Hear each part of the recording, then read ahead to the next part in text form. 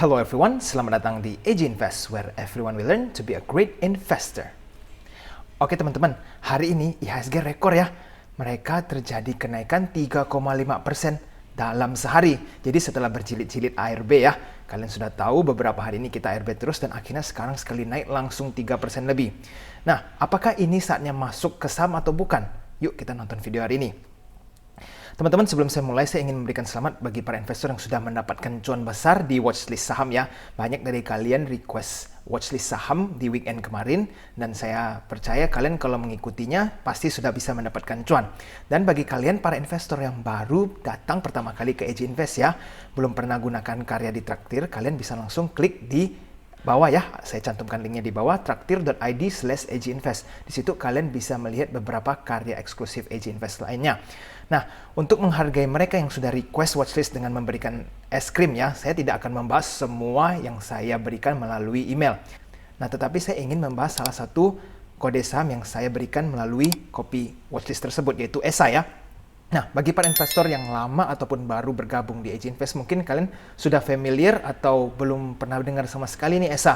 Nah, tetapi kenapa ESA saya bisa cantumkan di dalam watchlist? Yuk kita pelajari sebentar. Jadi ini adalah grafik ESA ya, di mana mulai dari tahun 2017 kalian bisa melihat grafiknya ini cukup volatil ya, artinya kenaikannya tinggi dan penurunan juga banyak, dalam sekali. Nah, kalau kalian lihat di 2020, ini sebelum COVID ya, atau artinya di masa-masa sebelum saham hancur, kira-kira ESA ini di kisaran 230. Nah, tetapi setelah COVID, mereka ini amblasnya cukup dalam dan mereka lumayan lama di bawah. Nah, waktu itu saya beli ESA ini awal mulanya pas mereka di bawah-bawah ini ya, dan terjadi cuan sangat besar. Nah, setelah itu beberapa saat ESA ini naik turun. Nah, tetapi akhir-akhir ini saya mencantumkan ESA di copy watchlist. Kenapa? Nah, ini alasannya. Karena ESA ini sudah beberapa kali diakumulasi oleh bandar asing ya. Kalian lihat, ini terjadi ARB malah diakumulasi sama bandar asing. Ini kan saya udah mulai tanda tanya nih, kok sahamnya malah amblas tetapi mereka mulai beli. Lalu pas di tanggal 28 mereka terjadi pembelian sekali lagi, walaupun kecil ya. Mereka ini melakukan pembelian. Nah, yang paling menarik adalah di saat di tanggal 29 ini, nggak ada apa-apa, mereka terjadi akumulasi sangat besar. Nah, disitulah saya mulai tahu ini sudah mau reversal. Karena bandar sudah mempunyai posisi banyak di saham ESA ini. Dan lihat terjadinya di tanggal 1 Februari langsung 20% teman-teman. Ya. Lalu kita lihat ESA ini, saya ambil data di tanggal 27 sampai tanggal 29 ya. Kalian coba lihat, ini dari top 5 buy sama top 5 sell-nya ya. Kalian lihat bandar tuh sudah akumulasi sangat besar dari mulai tanggal 27. Timpang sekali kan dari 4 juta sama yang 1 juta ini. Jadi sebenarnya kalau kalian sudah tracking pergerakan bandar, ini saham udah siap-siap mau muter balik ya, artinya, atau reversal. Kenapa? Karena di saat terjadi ARB berseri-seri atau berjilid-jilid istilahnya, malah bandar akumulasi makin besar. Sehingga di saat asing dan lokal melakukan pembelian, nah ini justru sign atau tanda yang sangat bagus untuk melakukan pembelian saham. Nah teman-teman, itu mengapa ESA bisa masuk ke dalam watchlist sahamnya AG Invest ya. Oke, baik. Sekarang kita lihat IHSG hari ini 3,5% ya teman-teman. Wah, ini luar biasa sekali karena kemarin setelah seminggu ARB kita sudah mulai anxious ya, atau panik. Kok IHSG tiba-tiba turun terus nggak ada hentinya. Bahkan banyak sekali saham yang ARB tanpa henti. Nah, kalau kita lihat di tahun 2019 Mei ya, memang IHSG sempat jatuh sangat cepat. Tetapi setelah itu reboundnya juga sangat cepat ya. Nah, apakah besok ini akan lanjut mereka naik? Saya juga tidak bisa memastikan, tetapi yang saya mau infokan adalah jika sebuah saham terjadi penurunan sangat cepat, jika mereka rebound, mereka juga akan naiknya sangat drastis, oke? Seperti yang terjadi di 2019 sebelumnya, oke? Lalu, kalau ditanya besok bisa koreksi lagi atau tidak? Ya, sangat bisa ya. Saya juga tidak tahu akan kemana IHSG bergerak untuk besok. Tetapi yuk teman-teman, kita lihat dulu saham-saham nikel hari ini. Kita lihat Antam, Inco, dan Tins hari ini kenaikannya lebih dari 10% ya, dan dipimpin oleh Tins 21,3%. Padahal teman-teman, pagi-pagi ini mereka sempat ARB loh ya. Dan khususnya Antam ini saya sangat perhatiin Antam. Kenapa? Karena saya sangat tertarik dengan saham ini. Dan waktu pagi-pagi kalian tahu nggak, di bawah 2.200 bahkan ya, 2070-an atau 2080-an kalau nggak salah ingat. Ini ada ARB, lalu ada berapa sejuta lebih lot yang ngantri ARB. Bayangin, ini saya yakin banyak banget pemain retail ini panic selling, artinya waduh takut banget sama saham ini, akhirnya mereka sell dan ngantri di ARB. Nah, yang menariknya adalah tiba-tiba saya memperhatikan saham Antam ini dimakan semua yang ARB ini. Lalu saya cepat-cepat lihat ke broker summary. Apa yang terjadi? Ternyata yang makan itu Bandar. Nanti saya akan jelaskan di slide-slide berikutnya ya. Pertama saya ingin kasih lihat dulu. Pagi-pagi ini semua amblas dan setelah itu naiknya sangat mengerikan ya, sampai tin saja 20% lebih. Lalu kenapa nikel ini masih layak untuk kita perhatikan? Karena nikel masih terus rally ya teman-teman. Ini kita lihat nikel sekarang sudah di 17.000 lebih dan target berikutnya ya di harga 19.000 karena mereka sudah break all time high mereka dari tahun 2019 ke tahun 2020. Jadi sekarang mereka sudah tembus resistance ini. Berikutnya mereka akan mencoba untuk mengejar ke 19.000. Nah, kalau misalnya mereka tembus lagi di resistance 19.000, sehingga saya percaya nikel akan terus naik dan saham-saham nikel akan ikut naik ya. Baik, kita pertama lihat Inco dulu ya teman-teman. Saya ambil data dari tanggal 29 ya. Ini data broker summary di tanggal 29 dari sisi lokal. Nah teman-teman, kalau kalian perhatikan di tanggal 29 ini kan IHSG tidak bersahabat, tetapi Inco sudah diakumulasi terus. Makanya saya waktu itu ada jelasin di video kalau Inco ini menarik untuk diperhatiin ya. Nah, walaupun mereka turun terus, tetapi Bandar malah terus akumulasi saham ini, oke? Nah, lalu kita lihat nih dari sisi foreign atau asing ya, bandarmologinya. Dari tanggal 28, mereka ini sudah diakumulasi. Sebenarnya akumulasi pertama yang kecil ini di tanggal 26. Lalu mereka ada di tanggal 27 jual sedikit ya, kurang lebih 14,4 juta. Nah, tetapi di tanggal 28 ini kan 6% loh. Luar biasa sekali ya ARB lah, istilahnya hampir mendekati ARB. Tetapi asing belinya sangat besar, 50,7 juta. Dan di tanggal 29, mereka ini ada kenaikan 1,85 sedikit. Tetapi yang beli juga masih sangat besar. Ini artinya apa teman-teman? Mereka ini sudah mulai mengambil posisi untuk mempersiapkan harga Inco terbang, oke? Dan kita buktikan di tanggal 1 Februari terjadi kenaikan 13%. Sehingga apa? Orang yang kemarin Bandar beli di harga 5.400 ya mereka udah untung walaupun terjadi ARB, mereka beli kan. Mereka ini udah untung semua dikarenakan mereka hari ini langsung kenaikan 13,63, oke? Lalu Inco sekarang di tanggal 1 Februari kalian lihat. Ini kalian bisa perhatikan semua. Ini Bandar sudah mulai lanjut beli ya. Nah, kalau kalian bertanya apakah saham ini masih layak untuk diperhatiin ya, menurut saya masih sangat layak. Kenapa? Karena pertama nikel masih terus naik dan Bandar belum melepas saham-saham ini ya. Tetapi kalau saya sarankan tunggu terjadi koreksi yang secara sehat baru kalian ambil posisi.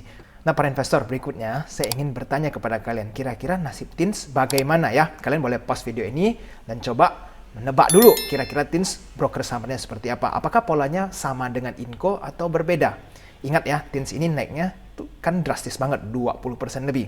Oke, sekarang saya kasih tahu kalian apa jawabannya. Kita lihat di tanggal 29, TINS ini sudah diakumulasi Bandar sangat luar biasa. Ya, kalian sudah lihat ini timpangnya sangat jauh dari segi Bandar lokalnya. Nah teman-teman, kalau kita lihat dari segi bandarmologi asingnya, ini adalah ilmu yang paling perlu kalian hafal ya. Ini sangat penting dan kalian ingat baik-baik. Kalian lihat di tanggal 28 kan terjadi ARB, tetapi asing sudah mulai beli. Dia mulainya kecil dulu. Lalu di tanggal 29 lanjut ARB lagi, mereka tambah posisi nih 8,3. Nah, lalu tadi pagi di tanggal 1 Februari kan mereka sempat ARB lagi. Nah, di saat itulah kalian sebenarnya sudah harus tahu kalau saham TINS ini sudah mau reversal. Kenapa? Karena pas ARB pagi-pagi ini jumlahnya semakin besar ya. Nah, teman-teman ini artinya apa? Bandar ini memang pinter. Kenapa? Di saat mereka semakin murah, bobotnya semakin banyak. Bukan seperti pemain-pemain investor retail yang lainnya ya, di mana biasanya kalau pas turun takut-takut mau beli. Tetapi sekali sudah mahal, malah FOMO, belinya makin besar. Jadi istilah beli mahalnya banyak, tetapi beli murahnya sedikit. Kalau asing, ini bukti nyata ya, mereka ini beli pas mahalnya sedikit, tapi nambah posisi di saat semakin murah. Dan pas waktu mentok paling murah, mereka beli banyak-banyak, dan sehingga kenaikan hari ini sudah mengcover loss mereka di tanggal 29 dan di 28. Jadi istilahnya apa? Ini adalah poin yang paling penting di saat menunjukkan kalau sebuah saham sudah mau reversal.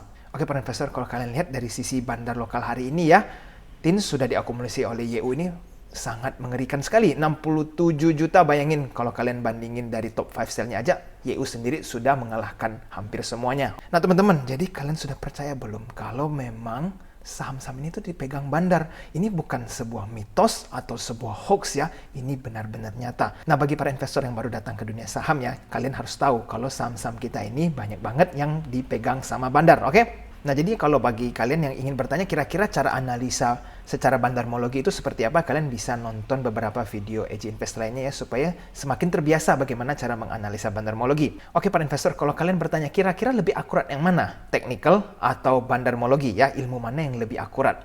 Sebenarnya menurut saya tidak ada yang perfect ya, artinya tidak ada yang sempurna. Karena seperti yang saya bilang, kalau misalnya kita bisa cuma andalkan technical atau bandarmologi dan ketepatannya 100%, itu mah kita semua nih rame-rame nggak perlu kerja. Kita bisa duduk bareng di ruangan, sama-sama investasi saham sampai tua nih, lalu keluar-keluar kita udah jadi konglomerat semua. Kan nggak seperti itu ya teman-teman. Kita mesti melakukan analisa lebih dalam, seperti melihat sentimen dan lain-lainnya. Nah, tetapi ada satu hal yang sangat nyata yang membedakan technical sama bandarmologi. Yuk kita perhatikan yang satu ini. Jadi technical kalau kalian tahu ya, saya juga sering sebutkan kalau misalnya technical ini di saat terjadi double bottom seperti ini ya, biasanya ini adalah kondisi untuk melakukan buy. Artinya apa? Jika market turun terus ya, artinya bearish trend. Saham ini memang lagi bergerak turun dan mereka membentuk double bottom seperti ini, lalu terjadi kenaikan ya. Ini kalian boleh melakukan entry point karena mereka sudah mencapai support mereka dan mereka sudah mulai masuk ke bullish trend. Nah teman-teman, tetapi kan kalian tahu nggak, kalau mau memastikan double bottom ini kan saham harus udah naik dulu dan terkonfirmasi dulu ya, baru kita bisa tahu ini adalah double bottom. Karena kalau misalnya dia tidak naik, artinya baru naik sedikit lalu turun lagi, kita kan tidak tahu ini adalah double bottom atau tidak. Sehingga ada lag atau ada tertunda ilmu technical ini. Kita baru bisa tahu saat grafiknya sudah tercetak ya istilahnya. Tetapi kalau bandarmologi agak sedikit berbeda teman-teman. Kita bisa tahu lebih cepat dibanding technical. Nggak percaya? Yuk kita buktikan. Oke teman-teman, kita coba ambil contoh dari TINS dulu ya. Dari segi bandarmologi TINS. Ini kalian perhatikan baik-baik. Nah teman-teman, di saat sebuah saham terjadi ARB atau turun secara signifikan, tetapi malah dibeli oleh asing ataupun lokal, ini kita harus tanda tanya. Apalagi kalau lokal dan asing sama-sama beli. Itu tanda tanya semakin besar ya. Kok saham lagi merah-merahnya mereka mulai akumulasi. Nah, lalu setelah itu kalian besoknya lihat lagi. Kalau memang terjadi penurunan lebih besar dan posisi yang mereka ambil semakin banyak, itu kalian justru sudah mulai alert ya, artinya waspada. Nah ini saham mungkin sudah cukup menarik buat diinvestasikan. Lalu misalnya kalau keesokan harinya lagi akumulasinya semakin besar dan masih terjadi ARB atau penurunan secara mendalam, itu kalian juga semakin boleh melakukan akumulasi, ikut apa yang bandar lakukan. Nah dengan begitu kalian bisa lebih cepat mengambil posisi di pucuk bawah, oke? Karena kalau technical tadi seperti yang kalian lihat, kan biasa tunggu saham naik baru kalian bisa mengkonfirmasi ini double bottom. Tetapi kalau misalnya lewat ilmu bandarmologi, kalian mempunyai kesempatan untuk beli di pucuk bawah karena kalian mengikuti apa yang bandar lakukan. Oke? Nah jadi teman-teman, apa bedanya bandarmologi dan ilmu technical? Jadi bedanya seperti ini, kalian bisa ada kesempatan untuk beli di pucuk bawah kalau menggunakan bandarmologi. Karena kalau market udah mulai akumulasi atau bandar-bandar sudah mulai akumulasi, terlebih lagi kalau diakumulasi oleh asing dan lokal ya, ini artinya mereka sudah mau reversal, artinya mereka sudah mau banting harga kembali nih. Karena mereka kan sudah ambil posisi, jadi mereka nggak mungkin mau rugi istilahnya. Ngapain mereka biarkan mereka rugi? Nah, para bandar ini pinter, karena mereka justru mau mengambil duit para trader yang FOMO. Artinya saat terjadi kenaikan drastis, mereka baru beli, sehingga bandar bisa menjual dengan harga mahal. Nah, karena mereka kan sudah mempunyai posisi cukup banyak di harga murah ya. Nah, para investor, tahukah Anda, tadi pagi Antam ini sempat ARB. Dan yang ngantri di ARB ini 1 juta lot lebih. Bayangin aja berapa besar jumlah yang ngantri di ARB. Tetapi tiba-tiba dimakan habis nih lotnya. Saya kaget pas waktu saya perhatiin, kok tiba-tiba lot yang sebegitu banyak langsung habis dalam waktu yang sangat singkat. Dan saya langsung lihat broker summary-nya. Ternyata para bandar itu ya yang menghabiskan lot tersebut. Mereka makan posisi ini semua. Si Antam ini sempat di negatif 3%. Disitulah saya mengambil posisi juga. Kenapa? Karena mereka sudah diakumulasi dari beberapa hari sebelumnya dan tiba-tiba ARB ini dimakan semua. Dan yang makan ini bukan retail, ternyata bandar. Nah disitulah memang saatnya untuk kalian mengambil posisi. Dan kalian lihat hasilnya cuannya sampai 17% hari ini. Jadi lumayan ya bagi kalian yang mengikuti AJ Invest, harusnya sudah mulai terbiasa nih mengikuti pergerakan bandar. Jadi cuan hari ini sudah sangat lumayan kalau kalian sudah sell hari ini ya. Nah, para investor, ini mungkin bagian yang paling kalian tunggu-tunggu ya. Kira-kira ada saham apa lagi yang layak untuk dikoleksi atau ditaruh ke watchlist? Pertama ada Pegas ya. Ini Pegas menurut saya juga lumayan buat ditaruh ke watchlist. Kenapa? Dari segi lokalnya lumayan menarik karena akumulasinya cukup besar ya dari sisi lokal. Dan selain dari segi bandarmologinya, dari sisi grafiknya juga lumayan menarik. Kenapa? Karena kalau misalnya kita lihat Pegas ini di 1.500 ini kan harga mereka sebelum amblas di Maret ya. Lalu mereka di bawah 1.500. Tetapi sekarang saat mereka tembus 1.500 dalam waktu beberapa hari, sekarang Pegas sudah lanjut ke atas ya, artinya mereka mau rebound. Jika Pegas tembus 1.500, menurut saya mereka akan masih bisa lanjut rally ke atas. Dan kalian boleh taruh target di harga sekitar 1.800-an untuk Pegas ya. Tidak perlu terlalu panjang. Baik, berikutnya adalah Telkom. Telkom ini juga menurut saya sangat baik karena diakumulasi cukup besar dari segi bandar lokal. Kita bisa lihat ya, AKCC ini cukup besar ya, kedua ini. Nah, bagaimana dengan asing? Asing juga hari ini ternyata melakukan akumulasi Telkom. Nah, seperti yang saya bilang, di saat akumulasi dari asing dan lokal bersamaan, ini adalah sebuah tanda yang cukup menarik ya untuk kalian melakukan pemantauan di saham ini. Nah, berikutnya saya juga ada melihat BNII. Walaupun kita melihat BNI dari segi bandar lokal ya, masih kurang lebih mirip ya, tidak terlalu timpang sebelah. Walaupun kita lihat GR ini cukup besar 1,3, tetapi kalau kita akumulasi dari 55 ini masih kurang lebih sideways atau kurang lebih sama. Nah, teman-teman, tetapi kalau dari sisi bandarmologi asingnya, BNII atau Maybank ini sangat menarik. Kenapa? Kalau kita lihat mereka dari tanggal 18 Januari sudah mulai diakumulasi oleh bandar asing. Dan mereka terus melakukan pembelanjaan loh ya. Ini penjualannya sangat sedikit dibanding apa yang mereka beli. Dan kalau saya lihat mereka mulai akumulasinya di harga sekitar 400. Sehingga untuk kembali naik ke harga 400 masih ada kemungkinan, tetapi tidak pasti ya. Tetapi yang menarik adalah di saat terjadi ARB kemarin besar-besaran ya, 6% terus, 3 hari berturut-turut, bahkan 4 hari nih.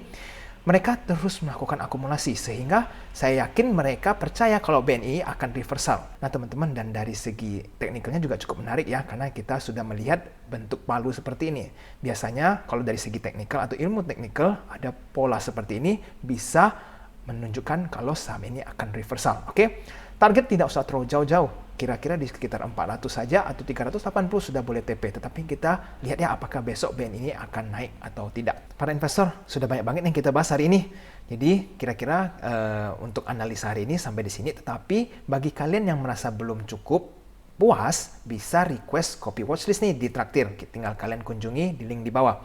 Nah, teman-teman, ada satu hal yang ingin saya tanyakan. Setelah saya pikir-pikir, biasa para investor kan kalian pasti sibuk dengan aktivitas kalian ya. Jadi sulit untuk melakukan analisa secara terus-menerus. Nah, teman-teman, seumpamanya di tahap pertama ini saya membuat grup premium di mana saya bisa menginformasikan saham-saham apa yang tiba-tiba diakumulasi besar oleh bandar. Jadi supaya kalian nih walaupun sibuk-sibuk kalian tidak ketinggalan dengan informasi ini. Seperti contohnya Antam tadi pagi ya.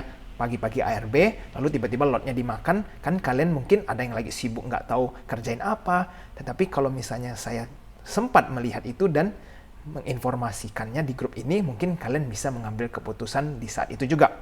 Nah, kira-kira kalian tertarik nggak untuk masuk grup seperti ini? Karena saya memang belum mempunyai grup tersebut, tetapi saya ingin mendapatkan masukan dari kalian semua. Oke, kalian bisa tulis kolom komentar di bawah.